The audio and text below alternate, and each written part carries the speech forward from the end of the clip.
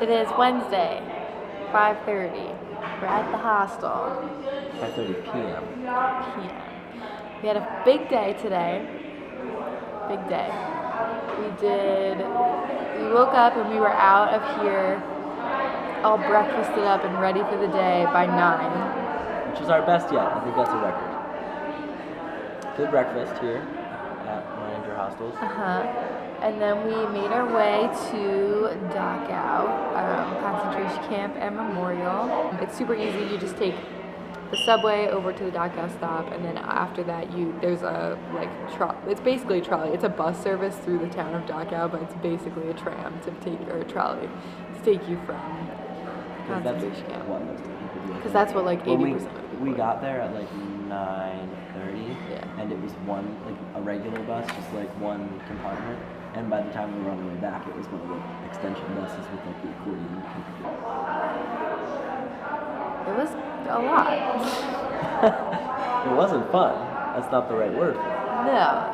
It was I don't even want to say it was good. It was good, but that's not the right word for it either. Would not do again.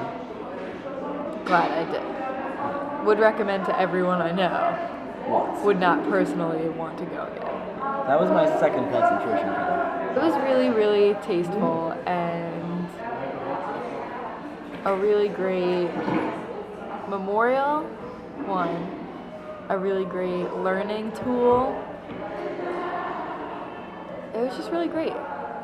You can tell that they spent a lot of time making sure that they did what they had to do very thoroughly and very tastefully. Well, the idea was made by people who were held at Dachau, and then they formed a committee and basically said we're going to be in charge of making sure that everyone's story was represented here. Mm-hmm. Or the story was represented. And it was. I think it was, yeah. There were parts of it that it was all very upsetting, but it didn't really, I don't even want to say, for most of it, I didn't really feel upset. I just felt very, neutral. Not even neutral, I just felt empty, it just was nothingness. Because, I honestly think that, your brain's response to, being around something like that is to just not think about it. Is to just be this is too much. That's reasonable, yeah. Yeah, that's probably what I felt. But then we got to, the tomb of the unknown concentration camp prisoner.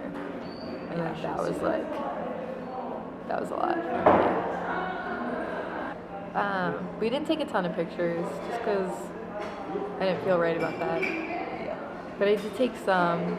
The camp doesn't look exactly as it did during World War II because a lot of the stuff was torn down and then some of it was rebuilt and some of it wasn't. A lot of it is just blocked off where this would be or would have been. And the buildings, the interiors were totally stripped out. I mean, not of the barracks, but of the main headquarters.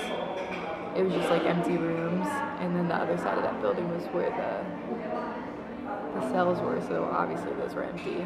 The crematorium, I almost didn't. We walked up to it, and I stopped for a second because I wasn't sure if I actually did want to do it.